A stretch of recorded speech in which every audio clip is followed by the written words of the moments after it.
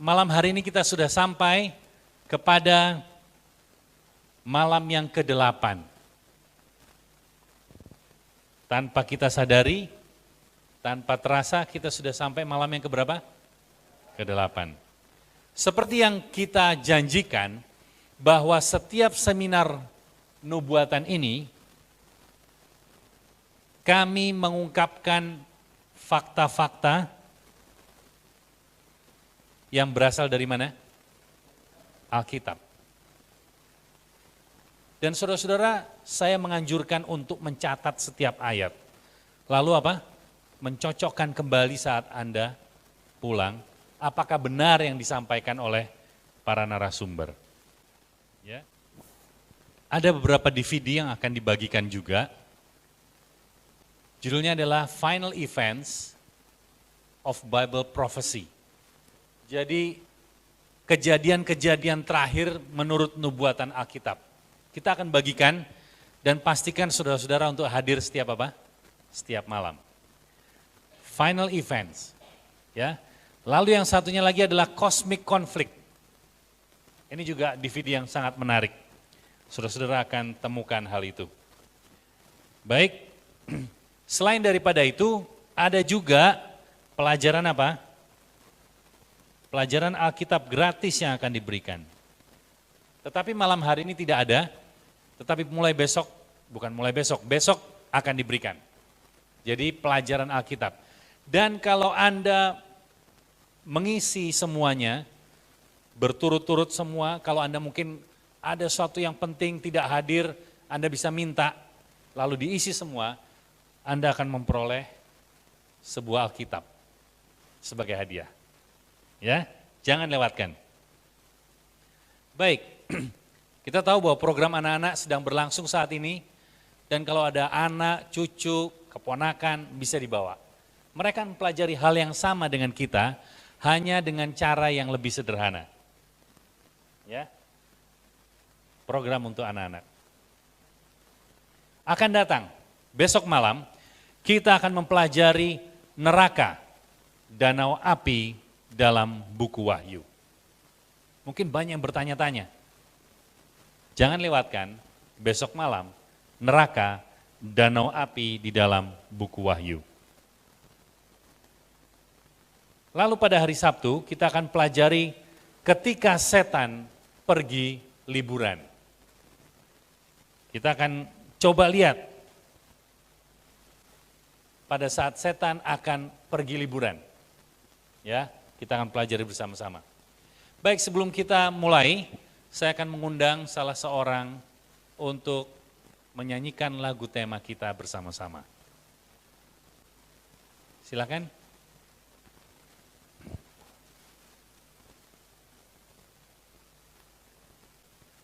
Pandanglah pada Yesus.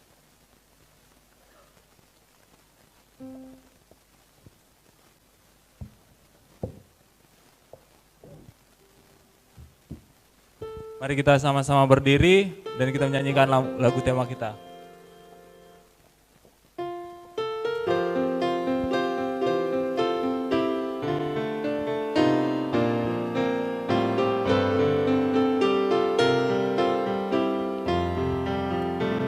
Baik, sama-sama.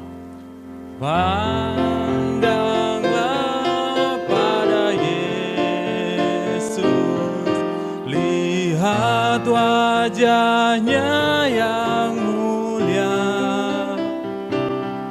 dan lenyaplah dengan dunia. Kemuliaannya, pandanglah pada Yesus, lihat wajahnya yang mulia, dan lenyaplah kesenangan dunia dalam terang kemuliaannya. Mari kita sama-sama berdoa.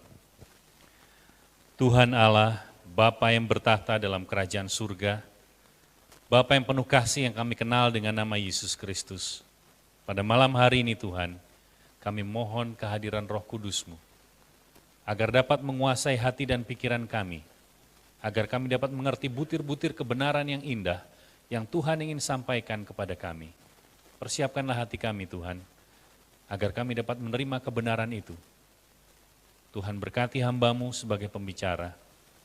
Kiranya Roh Kudus Tuhan saja yang berbicara melalui hamba-Mu ini. Dan kiranya Tuhan saja yang dipermuliakan. Terima kasih Bapa.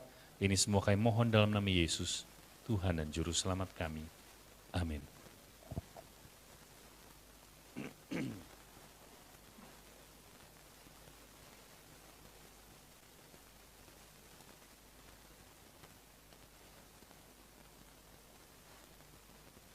Malam hari ini, topik kita adalah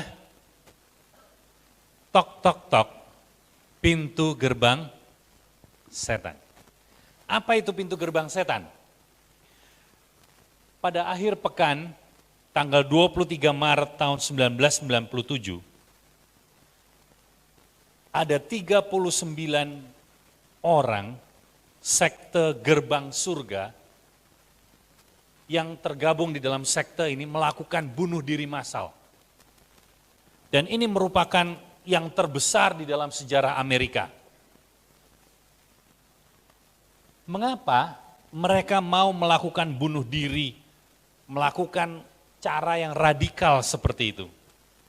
Saya akan beritahu Anda mengapa. Karena mereka percaya melalui kematian mereka akan memperoleh kehidupan atau tempat hidup yang lebih baik, yang lebih tinggi. Itulah yang mereka percayai. Ada seorang penulis yang selalu mengamati tentang sekte-sekte yang ada di Amerika, namanya James Tabor. Dia katakan kelompok ini benar-benar berbeda. Orang-orang ini lebih memilih dengan tenang untuk bunuh diri sebagai jalan keluar mereka dalam cara yang sangat positif.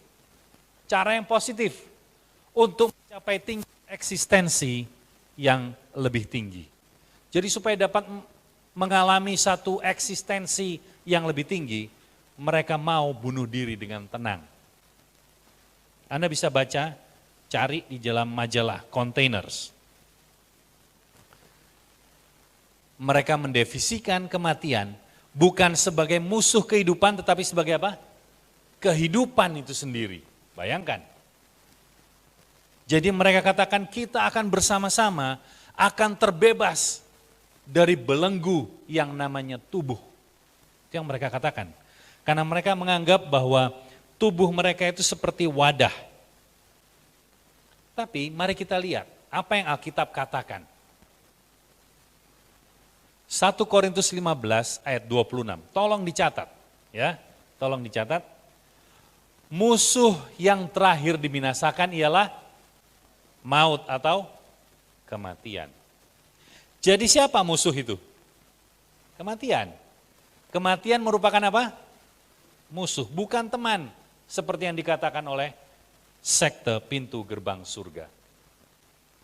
Mereka mendefinisikan kematian bukan sebagai musuh kehidupan, tetapi sebagai kehidupan itu sendiri.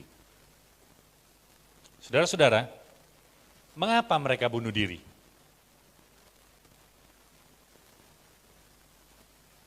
Kalau kita lihat, mereka menamakan kelompok mereka atau sekte mereka itu adalah Heaven's Gate. Heaven's Gate. Atau pintu gerbang surga. Tetapi kenyataannya mereka membuka pintu gerbang apa? Pintu gerbang setan. Jadi pintu gerbang setan yang mereka buka bukannya apa? Pintu gerbang surga. Lalu apakah pintu gerbang setan itu? Itu pertanyaannya kan? Sudah tahu, hampir semua sekte telah membukanya. Dan sebagian besar agama di dunia juga sudah membukanya. Banyak orang bahkan mungkin di antara kita membukanya juga. dan orang-orang Kristen juga membuka pintu gerbang setan itu. Lalu apa pintu gerbang setan itu sebenarnya? Sebelum menjawab pertanyaan ini, ada pertanyaan lain yang saya mau Anda pikirkan. Yang pertama, bagaimana cara mengenali aliran sesat? Karena apa? Aliran sesat membawa orang kepada kesesatan. Jadi bagaimana kita mengidentifikasi sekte atau aliran yang sesat itu?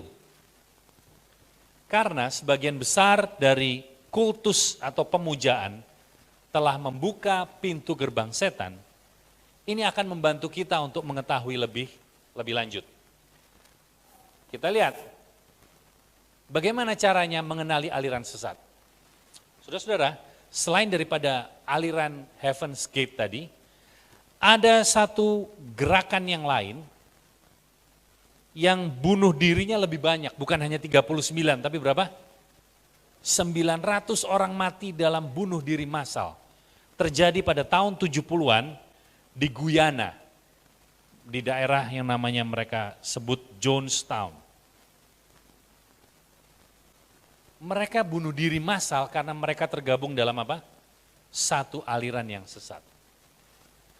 Kalau kita lihat menurut bahasa di dalam kamus, yang disebut dengan aliran sesat adalah dari sudut pandang orang Kristen, aliran sesat, kultus ya, adalah kelompok apa saja yang tidak menerima Kristus sebagai Tuhan dan Juru Selamat dan Alkitab sebagai apa? Dasar iman mereka. Baik, kita akan mengenali aliran sesat.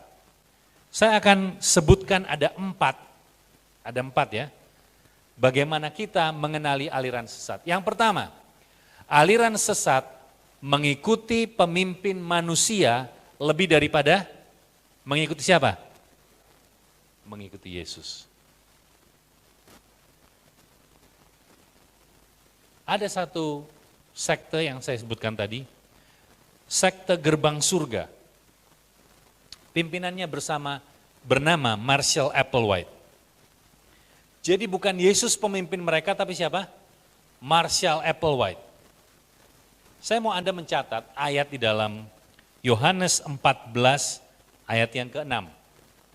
Yohanes 14 ayat yang ke-6 katakan, Yesus berkata, Akulah jalan, kebenaran dan hidup.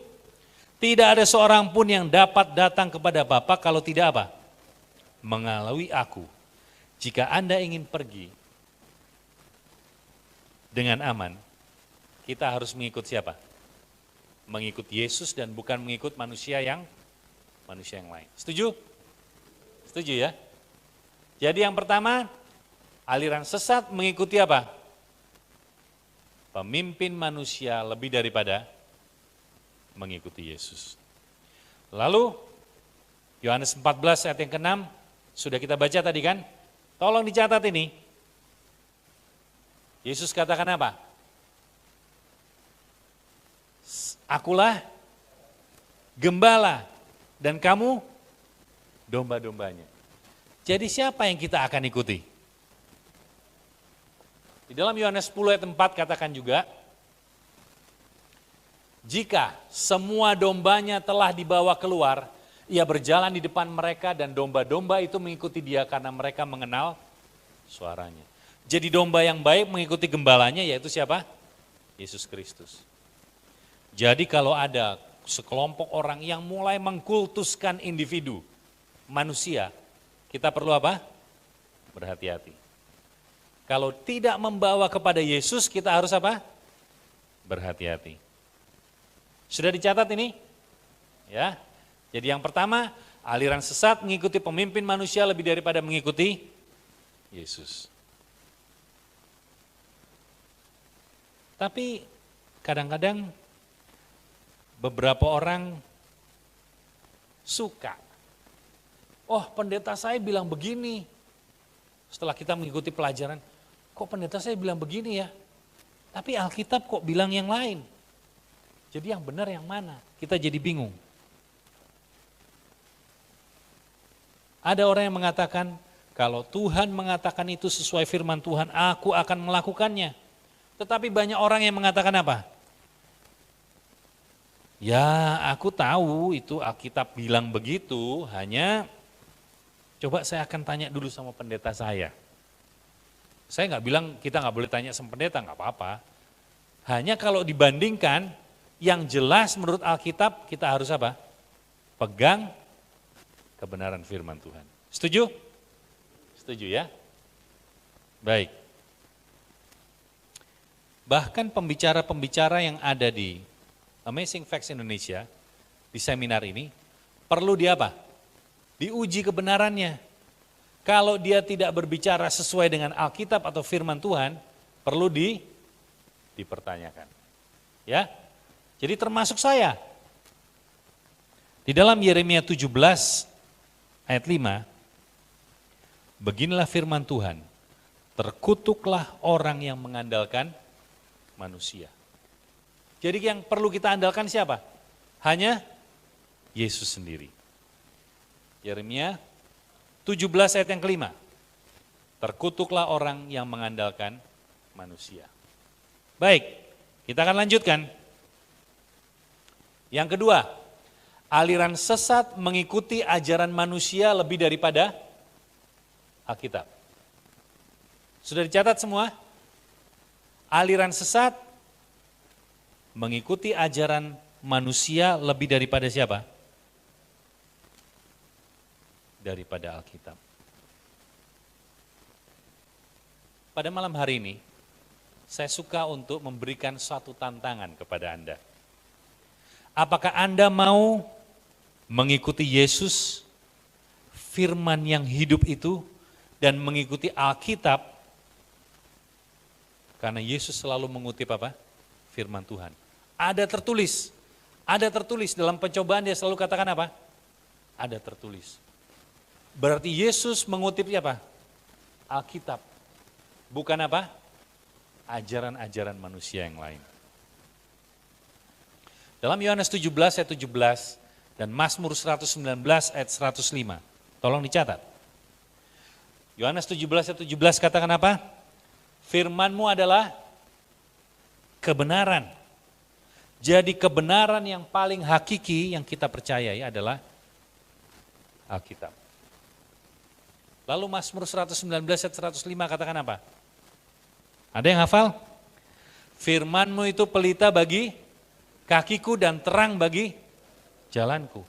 Kenapa kita perlu lampu atau terang di dalam perjalanan kita? Sehingga kita tidak apa? Tersesat. Jadi kalau ada ajaran yang baru harus dibuktikan dengan apa? Alkitab. Sesuai enggak ini sama Alkitab? Kalau enggak sesuai kita perlu apa? Pertanyakan. Setuju? Ya. Jadi mengikuti ajaran-ajaran manusia dan daripada Alkitab. Sudah lihat ini. Ini adalah ruangan di mana sekte Heaven's Gate atau pintu gerbang surga ini berkumpul. Kurang lebih ada 40 kursi di sini.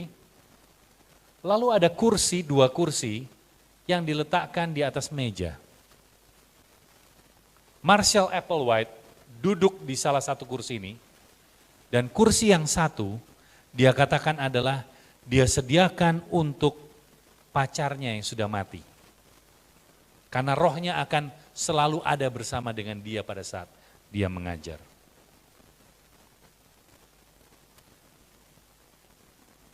Dia katakan hantu pacarnya yang akan duduk di sebelahnya.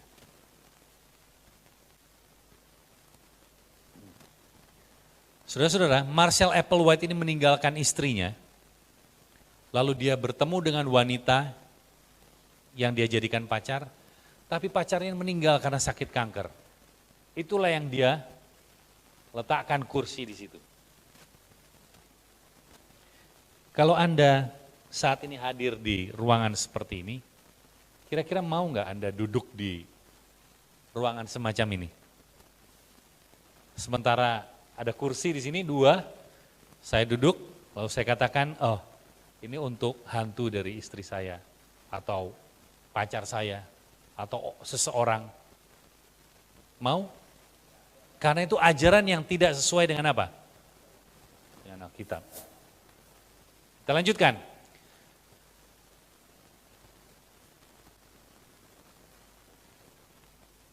Ada begitu banyak orang Kristen yang membuat kesalahan yang sama, saudara-saudara. Mereka tidak mengikuti ajaran yang betul-betul aneh. Tetapi anggota-anggota tahu apa yang diajarkan oleh Alkitab, karena Anda sudah belajar. Tapi banyak juga orang-orang Kristen yang mereka tahu tentang banyak hal. Contohnya 10 hukum Tuhan. Lalu mereka katakan, ya saya tahu, cuman ada begitu banyak orang yang tidak mengikuti kok, ya saya ngikut-ikut aja. Padahal Tuhan katakan kita harus mengikuti siapa? Hanya mengikuti Yesus dan mengikuti apa? Alkitab. Ya. Kita lanjutkan. Yang ketiga, aliran sesat mendesak adanya penyeragaman dalam kelompok. Apa artinya ini? Dalam Heaven's Gate itu ditemukan ada satu fakta yang menarik. Jadi mereka ini sebelum mereka bunuh diri massal, mereka taruh foto-fotonya, mereka kasih pesan-pesan terakhir. Tetapi orang menjadi bingung. Karena antara 39 orang itu semuanya mirip, laki-laki perempuan potong pendek, pakai baju yang sama. Jadi susah dikenali antara satu dengan yang lainnya. Jadi ada penyeragaman kelompok. Nah ini kira-kira seperti ini, seragam semua. Nah sekarang pertanyaannya adalah, banyak orang Kristen yang memiliki gagasan bahwa jika semua orang melakukannya, itu pasti benar. Ngikut arus. Dan banyak orang, bahkan satu dunia pun bisa salah nggak? Bisa. Jadi supaya kita tidak salah, yang menjadi pegangan kita adalah apa? Mengikut Yesus dan Alkitab. Tidak selamanya mayoritas itu adalah benar. Tapi tidak selamanya juga minoritas adalah benar. Makanya semua harus diuji, harus dicocokkan dengan apa? Firman Tuhan. Oke, kita lanjut. Kalau semua orang lain melakukannya, jadi itu seharusnya benar. Benar demikian? Tidak. Setuju ya? Lalu, seringkali di dalam kehidupan kita, ada tekanan di dalam kelompok, namanya peer pressure dalam bahasa Inggris. Wah tetanggaku semua ikut arisan itu loh. Kalau saya nggak ikut, saya nanti gimana ya? Dianggap ketinggalan. Oh orang-orang semua pakai handphone yang mereknya ini loh. Kalau saya nggak ikut, waduh nanti dikira saya kurang gaul, contohnya begitu. Ada tekanan di dalam kelompok. Lalu ada juga pengendalian pikiran. Karena pemimpinnya berkarisma, mereka ikut kemanapun pemimpinnya katakan. Ada yang masih ingat aliran Lia Eden berapa tahun lalu? Masih ingat? Pakai jubah putih-putih, lalu pakai ikat-ikat kepala gitu kan. Orang banyak yang mau ikut karena apa? Pemimpinnya punya karisma, mereka ikut. Padahal tidak semuanya benar. Mayoritas dapat melakukan kesalahan. Oleh karena itu, kita harus menggunakan apa? Kebebasan memilih yang Tuhan apa? Tuhan berikan kepada kita. Tuhan berikan kebebasan memilih. Saudara-saudara kalau ingat, di dalam buku Daniel, ada 3 orang Ibrani yang mereka berdiri mungkin di antara puluhan ribu orang. Semua sujud menyembah, tetapi 3 orang Ibrani tetap apa? Berdiri tegak karena mereka memuliakan Tuhan dan mereka tahu siapa yang mereka harus apa? Sembah. Seandainya mereka mau pura-pura ikat tali sepatu, waktu musik dibunyikan mereka pura-pura ikat tali sepatu, kan kelihatan seperti nyembah juga kan? Tapi apakah mereka mau melakukan hal itu? Tidak. Karena mereka tahu siapa yang mereka sembah. Kalau kita berbicara tentang tekanan kelompok atau teman sebaya ini, pria Ibrani, 3 orang muda Ibrani itu, mereka tidak berkompromi. Apa yang mereka tahu sesuai dengan firman Tuhan, Alkitab katakan, firman Tuhan katakan, jangan menyembah patung. Jadi mereka apa? Percaya apa yang firman Tuhan katakan, mereka tidak mau tunduk kepada apa? Kepada patung. Amsal 16 ayat 25 katakan, ada jalan yang disangka orang lurus tapi ujungnya menuju apa? Maut atau kematian. Lalu bagaimana dengan cerita ini? Semua orang tidak mau menurut, tidak percaya. Hanya berapa orang yang masuk ke dalam bahtera? 8 orang. Kalau gitu apakah Nuh adalah seorang pemimpin dari aliran sesat? Kenapa tidak?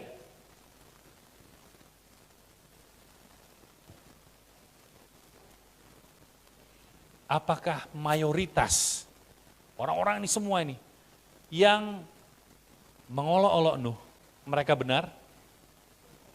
Tidak. Kenapa Nuh benar? Karena Nuh berdasarkan apa? Firman Tuhan. Di tahun 1889, di Prancis, dibangunlah satu menara yang terbuat dari besi-besi, yang dirangkai menjadi menara apa? Eiffel. Menara yang sangat terkenal hari ini.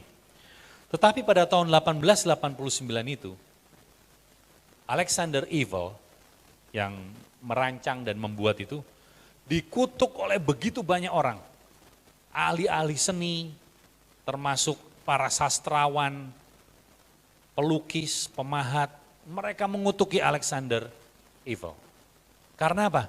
Mereka katakan mereka membuat petisi.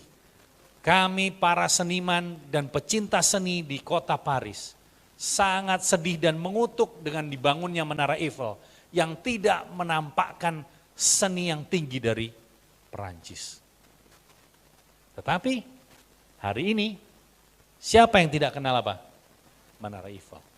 Saudara-saudara, nilai-nilai yang diberikan oleh manusia yang dianggap oleh masyarakat belum tentu apa? Belum tentu benar. Hari ini mungkin dinilai jelek, tapi berapa tahun kemudian dianggap apa? Oh, bagus ternyata karyanya. Dipuji-puji, dulu dikutukin. Kalau kita mengikut pendapat manusia, bahkan masyarakat yang banyak, belum tentu itu apa? Belum tentu itu benar. Yang pasti, kalau kita mengikut siapa? Firman Tuhan, itulah apa? Dikatakan tidaklah sesat untuk apa? Mengikuti perintah Tuhan. Jadi yang ketiga tadi apa? Aliran sesat mendesak adanya penyeragaman kelompok. Yang keempat, aliran sesat tertipu dengan keadaan manusia ketika dia mati. Kita akan pelajari lebih lanjut.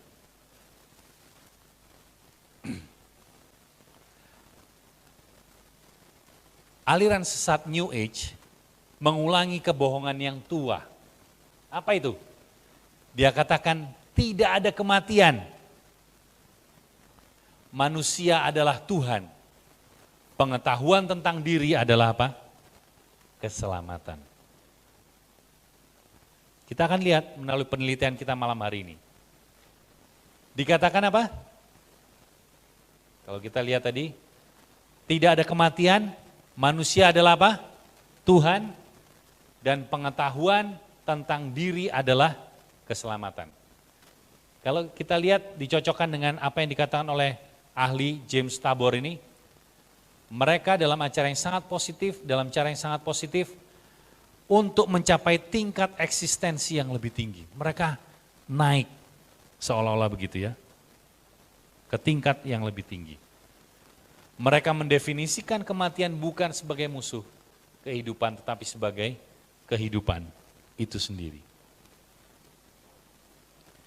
Ketika kita mendefinisikan bahwa kematian sebagai kehidupan,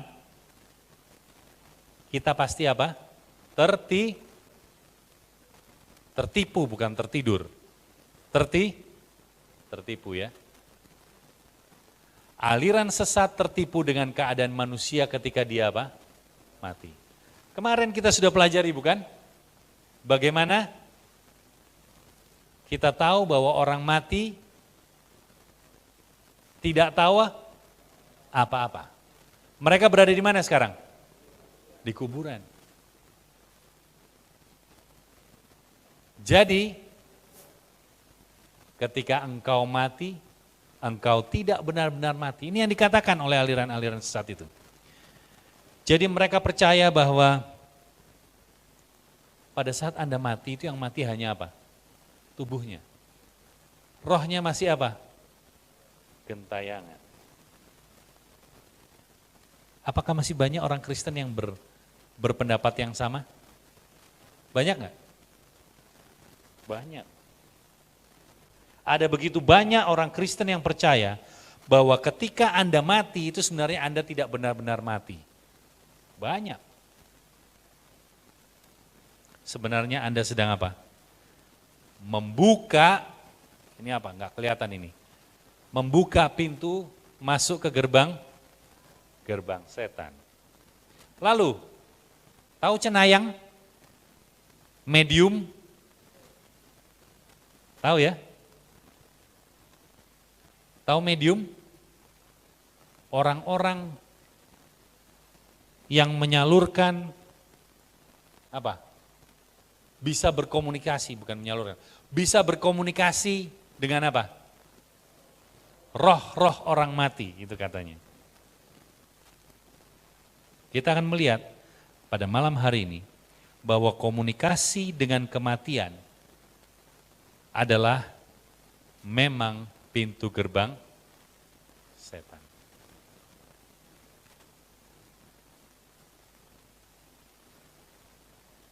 Lalu kalau begitu ada yang bertanya, kalau gitu siapa suara-suara yang muncul dari kubur itu? Padahal suara teman kita, kekasih kita, orang-orang yang tercinta, apakah mereka berbahaya? Ada pertanyaan seperti itu. Lalu siapakah roh spiritualisme atau spiritisme itu? Kan kita sudah pelajari orang mati tidak tahu apa-apa. Lalu kalau gitu siapa dong? Ya, kita akan pelajari malam hari ini. Haruskah kita membuka pintu itu dan berbicara dengan roh-roh orang mati? Apa yang Alkitab katakan? Yesaya 8 ayat 19 dan 20. Sudah dicatat ya? Yesaya 8 ayat 19 dan 20. Tolong dibuka lagi nanti. Dikatakan, dan apabila orang berkata kepada kamu, mintalah petunjuk kepada arwah dan roh-roh peramal yang berbisik-bisik dan komat kamit. Maka jawablah, bukankah suatu bangsa patut meminta petunjuk kepada Allahnya? Ataukah haruskah mereka meminta petunjuk kepada orang-orang mati bagi orang-orang hidup?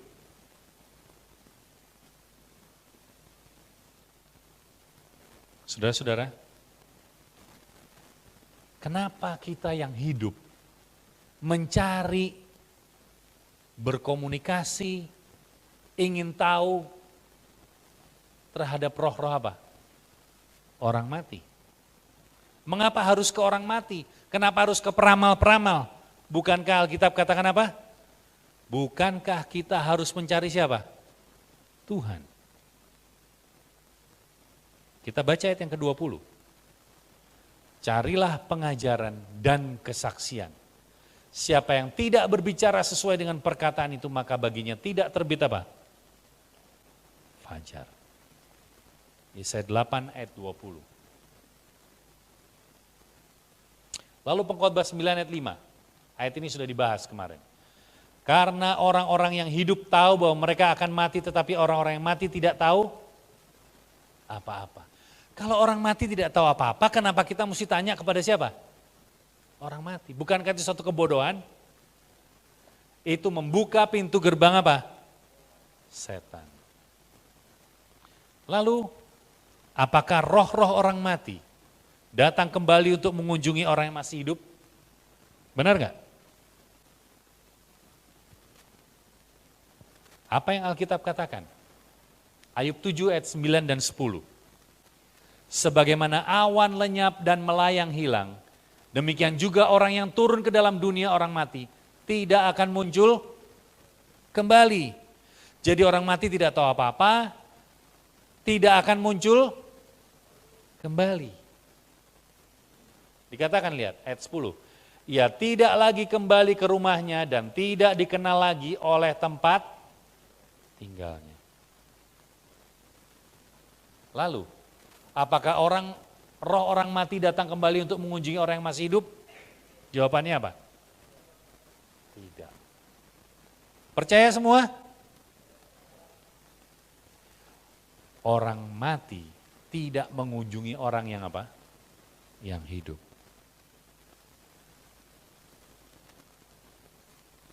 Kalau gitu, pertanyaannya, siapakah yang muncul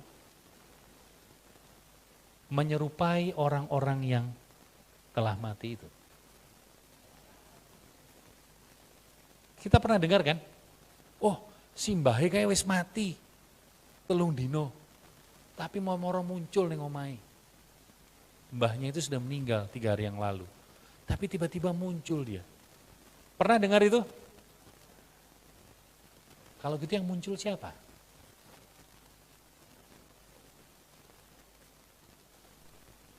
Siapakah yang paling suka menipu orang? Jadi yang datang menyerupai orang yang sudah mati itu siapa? Setan. Yang menyebabkan sekte gerbang surga ini mau bunuh diri rame-rame. Siapa yang menyebabkan? Setan juga. Karena apa? 2 Korintus 11 ayat 14.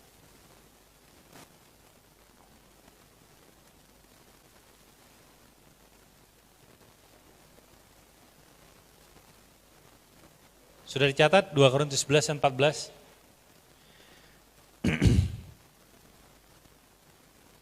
Satu kali ada seorang misionaris, satu keluarga misionaris yang tinggal di Afrika. Mereka melayani di Afrika. Mereka punya seorang anak gadis kecil yang sangat cantik. Tiba-tiba karena penyakit tropis, mereka dari Amerika, anaknya ini meninggal. Kedua orang tuanya ini begitu sedih, sedih luar biasa. Tapi satu kali pintu belakang rumahnya terbuka. Dan anaknya ini kelihatan lari-lari, mama, mama, mama. Sebagai seorang ibu yang merasa kehilangan, dia sudah siap-siap untuk apa? Memeluk anak ini. Tetapi pada saat itu dia teringat bahwa orang mati tidak tahu apa-apa. Dan roh orang mati tidak akan kembali. Dia bilang, dalam nama Yesus keluar engkau dari rumah ini. Seketika itu juga, anak kecil itu matanya berubah menjadi seperti setan dan hilang. Jadi kita tahu bahwa siapa? Setan. Setan yang berusaha menipu. Padahal setiap indranya itu mau mengakui bahwa anak itu adalah apa? Anaknya tidak mati. Tapi dia tahu bahwa itu adalah siapa? Tipuan setan.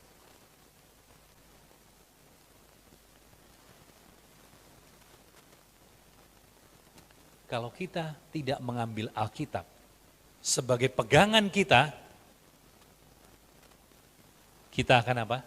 Mudah sekali tertipu. Wahyu 16 ayat 14. Itulah roh-roh setan yang mengadakan perbuatan-perbuatan apa? Ajaib. Bisa nggak dia menyerupai segala macam itu? Susah nggak buat dia untuk menyerupai anak kecil atau mbah-mbah? Tidak. Jadi setan bukan hanya menipu sekte-sekte kecil, tapi dia menipu apa? Seluruh dunia. Buktinya apa? Begitu banyak film-film yang diterbitkan, apakah itu dari Hollywood atau Bollywood atau sinetron, menceritakan orang mati itu apa? Datang, rohnya gentayangan dan sebagainya. Kita perlu berhati-hati untuk tidak apa? Tertipu. Jadi, aliran sesat tertipu dengan keadaan manusia ketika dia apa? Dia mati. Marshall Applewhite, pemimpin dari pintu gerbang setan ini, pernah mengalami apa? Pengalaman hampir mati. Dia betul-betul hampir mati, sudah nggak sadar. Kalau di grafis di rumah sakit itu sampai flatline, gitu ya. Tapi terus dia hidup lagi. Kemudian dia bisa bangun, bisa hidup, tetapi dia meninggalkan istrinya dan lari dengan perawat dan memulai sekte gerbang setan. Itulah pengalaman mendekati apa? Kematian. Ini dia. Kalau gitu apakah ada kebangkitan? Alkitab mengajarkan bahwa ada pengharapan di apa? Setelah kematian. Percaya saudara-saudara ada kebangkitan setelah kematian? Harus percaya, kalau enggak ngapain jadi orang Kristen kan? Mari kita tinjau. Di dalam Yohanes 5 ayat 28 dan 29. Janganlah kamu heran akan hal itu, sebab saatnya akan tiba bahwa semua orang yang di dalam kuburan akan mendengar suaranya. Suara siapa ini? Suara Yesus. Ayat 29. Dan mereka yang telah berbuat baik akan keluar dan bangkit untuk hidup yang kekal. Tetapi mereka yang telah berbuat jahat akan bangkit untuk dihukum.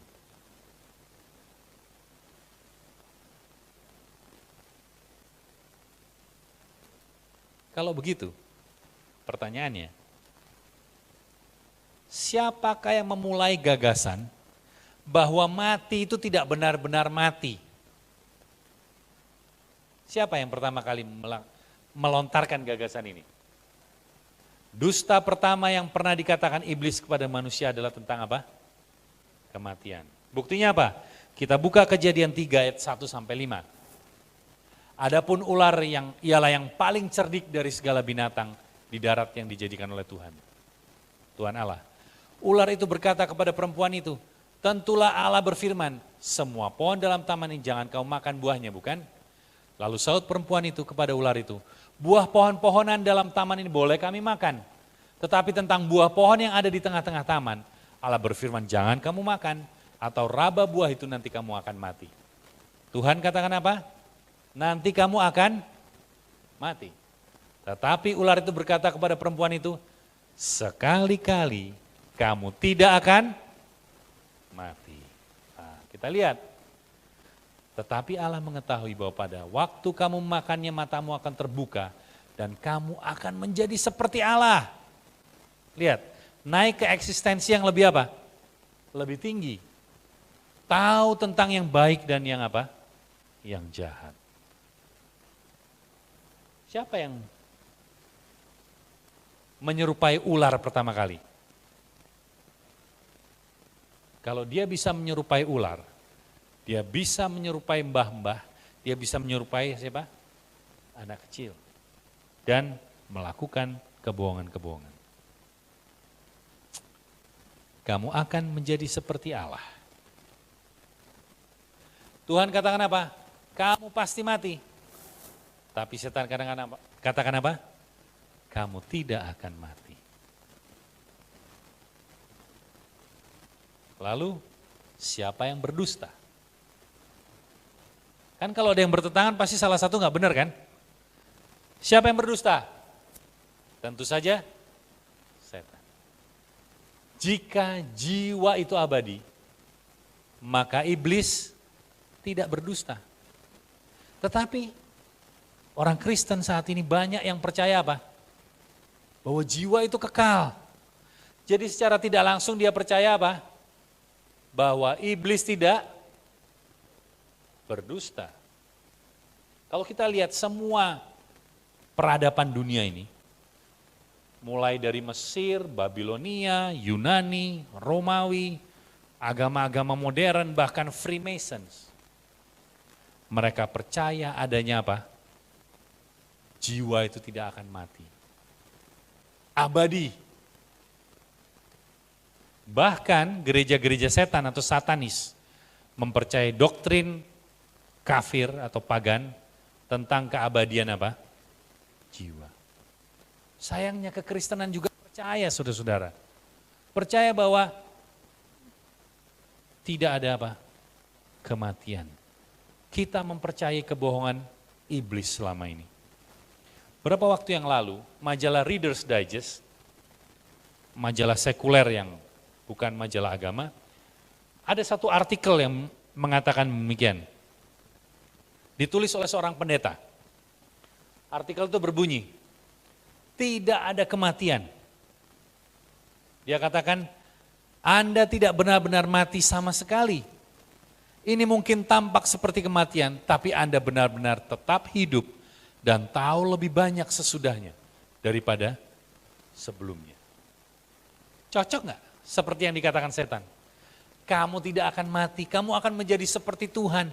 Kamu akan tahu mana yang baik dan mana yang jahat. Itu adalah apa? Spiritisme, spiritualisme. Ini dasar dari apa? Spiritisme. Pernah dengar ya spiritisme? Spiritualisme sama itu. Dikatakan apa? Spiritualisme berkata, orang mati tahu lebih banyak daripada orang hidup. Sama seperti ular itu berkata kepada perempuan itu, sekali-kali kamu tidak akan apa? Tidak akan mati. Karena orang-orang yang hidup tahu bahwa mereka akan mati, tetapi orang yang mati tidak tahu apa-apa. Kita sudah catat ini ayat ini. Ya. Dalam hal ini, seperti dalam banyak bagian Alkitab yang lain, iblis mengatakan yang sebenarnya dan Tuhan yang salah. Ini adalah seorang ahli spiritisme, spiritualis bernama A.W. Sprague. Dia katakan yang berdusta siapa? Tuhan. Sudah kebalik-balik ya. Spiritualisme adalah satu kepercayaan atau doktrin bahwa roh-roh orang mati berkomunikasi dengan orang hidup, khususnya melalui apa? Perantara-perantara. Jadi melalui apa? Dukun-dukun, cenayang-cenayang, melalui medium-medium, kita bisa berkomunikasi dengan orang mati. Itulah spiritisme ini. Satu kali, di tahun 1800-an di New York, ada satu keluarga yang bernama keluarga Fox. Punya 2 anak perempuan. Sementara mereka bermain-main, mereka mendengar ada ketukan. Ada ketukan siapa? Cari-cari nggak ada. Nggak ada orang. Terus mereka belas juga. Lalu ketukan itu ganti ketukannya. Mereka ikutin juga. Sejak saat itu, mereka mulai berkomunikasi dengan ketukan-ketukan itu. Dan bertahun-tahun, lalu mereka menjadi apa? Pemimpin spiritisme modern. 2 kakak beradik perempuan keluarga Fox ini. Dan mereka katakan apa? Ketukan-ketukan itu akhirnya berbicara. Kami ini adalah semua keluarga dan sahabatmu yang sudah mati. Saudara-saudara, dua kakak beradik keluarga Fox ini sudah membuka pintu gerbang setan. Wahyu 16 ayat 14, itulah roh-roh setan yang mengadakan perbuatan-perbuatan ajaib. Di dalam kuburan mereka katakan, di dalam ini ya, Fox Sisters ini adalah tempat kelahiran dari spiritisme modern. Di tempat ini berdiri, ini nama cottage-nya, rumah dari Fox Sisters. Lihat, tidak ada kematian, tidak ada yang namanya mati.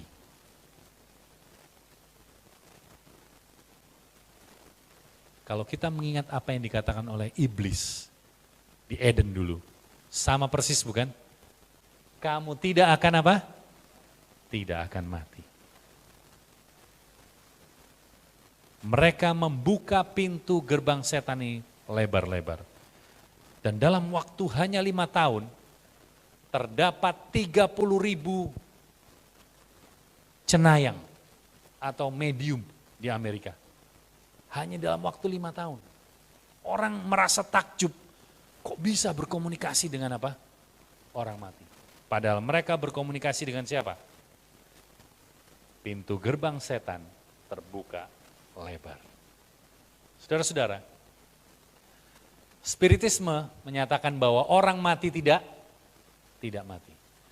Prinsip dasar spiritualisme adalah bahwa manusia mempertahankan tubuhnya yang mati.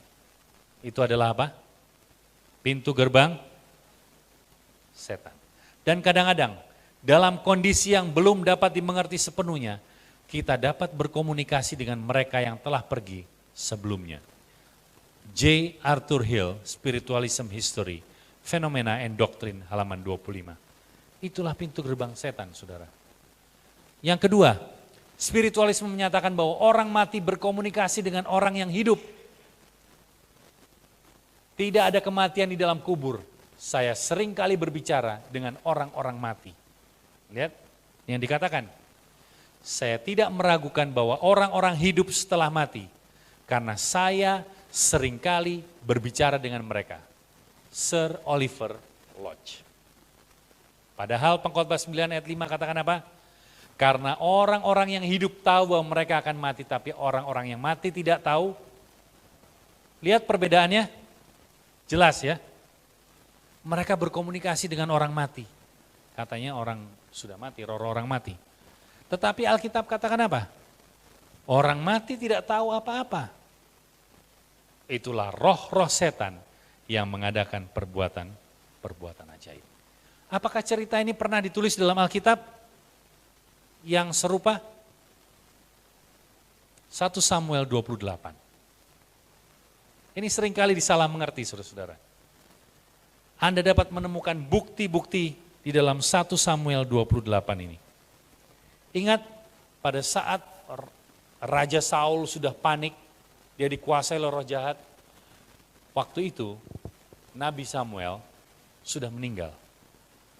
Lalu apa yang dibuat oleh Saul? Dia pergi ke Endor, cari wanita petenung itu, dan segera muncul apa? Sosok yang menyerupai siapa? Nabi Samuel. Dia coba berkomunikasi dengan Samuel yang sudah mati. Dikatakan di dalam satu buku, penampakan supernatural tersebut dihasilkan sepenuhnya oleh kuasa setan. Dia dapat dengan mudahnya mengambil bentuk Samuel, sebagaimana dia meniru rupa malaikat terang ketika dia mencoba Yesus di padang gurun. Dia bisa menyerupai malaikat terang pada waktu Yesus dicobai di padang gurun? Bisa? Kalau engkau adalah anak Tuhan, kamu lapar kan? Jadikan batu ini menjadi apa? Roti. Kalau dia bisa menyerupai malaikat terang, apakah sulit bagi dia untuk menyerupai Nabi Samuel? Tidak. Ulangan 18 ayat 10 sampai 12. Saya minta seseorang muda yang suaranya lantang untuk tolong bacakan. Ulangan 18 ayat 10 sampai 12. Ulangan 18 ayat 10 sampai 12. Ada yang bisa bantu saya?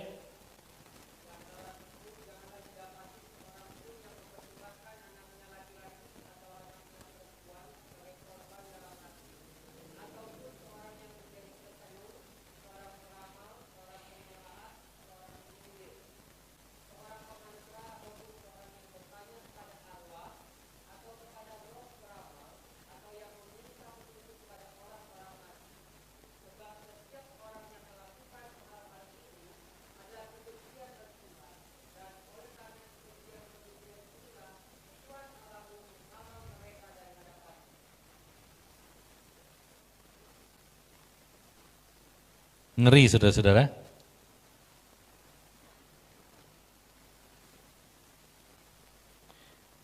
Jangan ada yang bertanya kepada siapa? Roh-roh orang mati. Jangan jadi petenung, jangan jadi dukun. Kalau kita yang pernah pergi berhubungan dengan yang seperti itu, pada malam hari ini, katakan bahwa aku percaya Tuhan, bahwa itu semua adalah membuka pintu gerbang apa? Kegelapan. Pintu gerbang setan. Jadi apa pintu gerbang setan itu? Spiritisme. Berkomunikasi dengan apa? Roh. Kita tahu bahwa itu adalah apa? Roh-roh setan yang mengadakan perbuatan-perbuatan ajaib. Banyak yang akan berhadapan dengan roh-roh iblis yang meniru rupa keluarga atau sahabat-sahabat mereka yang terkasih dan menyatakan ajaran-ajaran sesat yang paling berbahaya. Pengunjung-pengunjung ini akan menarik simpati kita yang paling lembut dan akan mengerjakan mujizat-mujizat untuk mendukung penipuan mereka. Kita harus bersiap untuk menghadapi mereka dengan kebenaran apa? Alkitab. Bahwa orang yang mati tidak tahu apa-apa, dengan demikian mereka yang muncul adalah apa? Roh-roh setan. Di akhir zaman akan semakin banyak fenomena-fenomena yang muncul. Orang pendeta yang punya karisma di dalam gereja kita mungkin yang sudah meninggal, tiba-tiba muncul dan mengatakan ajaran-ajaran yang berbeda dengan Alkitab. Sudah diamarkan, kita harus berpegang kepada apa? Hanya kepada firman Tuhan dan Alkitab saja. Karena orang-orang yang hidup tahu bahwa mereka akan mati. Tetapi orang yang mati tidak tahu apa? Tidak tahu apa-apa. Kalau begitu, satu hari kita akan menerima keabadian? Mungkin? Mungkin nggak kita menerima keabadian? Mungkin. Alkitab menulis 1 Korintus 15 ayat 51 sampai 55. Katakan apa? Sesungguhnya aku menyatakan kepadamu satu rahasia. Kita tidak akan mati semuanya. Bukan kita tidak akan mati. Kita tidak akan mati apa? Semuanya. Tetapi kita semuanya akan diubah dalam sekejap mata pada waktu bunyi nafir yang terakhir. Sebab nafiri akan berbunyi dan orang-orang mati akan dibangkitkan dalam keadaan yang tidak dapat binasa.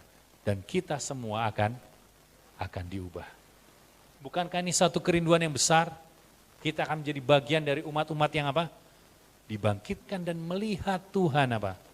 Hidup-hidup. Dibangkitkan kalau kita sudah mati dan melihat Tuhan, tetapi kita juga rindu untuk melihat Tuhan dalam apa? Keadaan hidup-hidup ya.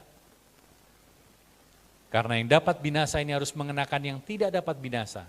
Dan yang dapat mati ini harus mengenakan yang tidak dapat mati. Dan sesudah yang dapat binasa ini mengenakan yang tidak dapat binasa.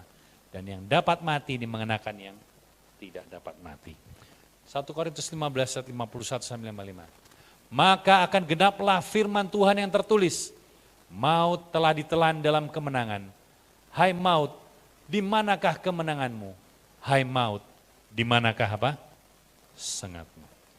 Jadi kita sudah pelajari malam hari ini bagaimana mengenali aliran sesat.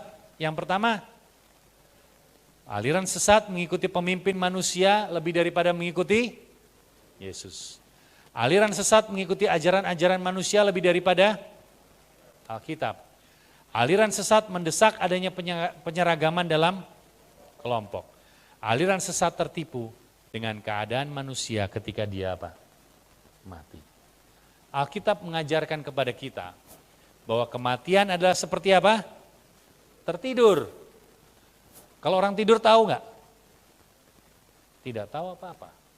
Orang-orang mati berada di dalam apa? Kubur.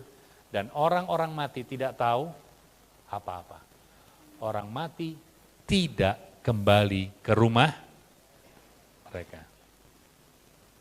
Kalau gitu, saudara-saudara, pada malam hari ini, saya mengajak kita untuk apa? Menutup pintu gerbang setan. Jangan berhubungan dengan apa? Semua yang kita sudah pelajari tadi. Pergi ke dukun, tanya sama orang pinter, minta nasihat dari orang yang sudah mati. Tutup pintu gerbang setan itu. Jangan dibuka. Yohanes 8 ayat 32. Kamu akan mengetahui kebenaran dan kebenaran itu akan memerdekakan kamu. Kalau malam hari ini ada yang pernah berhubungan dengan hal-hal seperti itu, katakan, Tuhan, aku mau dibebaskan karena aku sudah mengetahui kebenaran. Bantulah aku Tuhan supaya benar-benar dapat menutup pintu gerbang setan itu dan tidak membukanya kembali. Apakah itu menjadi kerinduan saudara? Apakah saudara merasa terberkati dengan pelajaran pada malam hari ini? Mungkin kita tidak sadar karena kita tidak tahu. Tetapi saat kita tahu, kamu akan mengetahui kebenaran dan kebenaran itu akan apa? Memerdekakan kamu. Puji Tuhan untuk itu. Amin. Saya undang kita berdiri dan kita menyanyi satu lagu yang merupakan pengharapan kita. Kalau bunyi sangkakala, tahu semua ya? Kalau zaman ini lalu,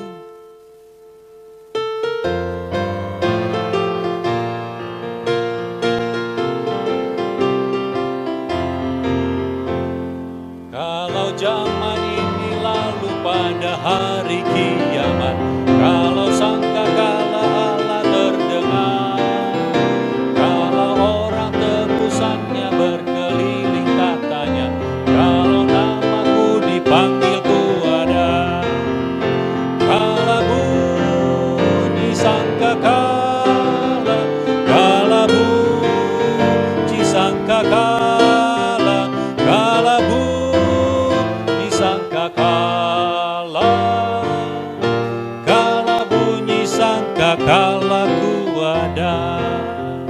Mari kita tunduk kepala dan sama-sama berdoa. Tuhan Bapa yang penuh kasih dan kemurahan, kami bersyukur, berterima kasih untuk kebenaran yang kami pelajari pada malam hari ini. Betapa dengan jelas Tuhan menunjukkan kepada kami bahwa kami harus menutup pintu gerbang setan itu. Tuhan, terima kasih untuk pelajaran pada malam hari ini yang membebaskan kami, yang memerdekakan kami, supaya kami tidak lagi berhubungan dengan roh-roh jahat yang menyerupai, yang menipu kami dengan bentuk-bentuk yang mungkin orang-orang kami kenal. Sehingga kami tidak tertipu lagi Tuhan. Kami memiliki dasar yang teguh di dalam firman Tuhan. Dan kami hanya menurut kepada Yesus, bukan kepada manusia. Tuhan berkati setiap hadirin yang hadir pada malam hari ini. Kiranya kerinduan yang membara terus untuk mempelajari, menggali firman Tuhan. Karena firman Tuhan adalah kekuatan kami untuk melawan setiap tipu daya iblis. Berikan kekuatan kepada kami. Pimpin kami malam hari ini, agar kami dapat beristirahat dengan nyenyak, sehingga dapat bangun besok dan mengikuti pelajaran yang lain, yang lebih menarik, yang lebih membukakan pikiran, hati, dan iman kami untuk menerima kebenaran-Mu. Terima kasih Bapa, ini semua kami mohon di dalam nama Yesus, yang adalah Tuhan dan Juru Selamat kami. Amin.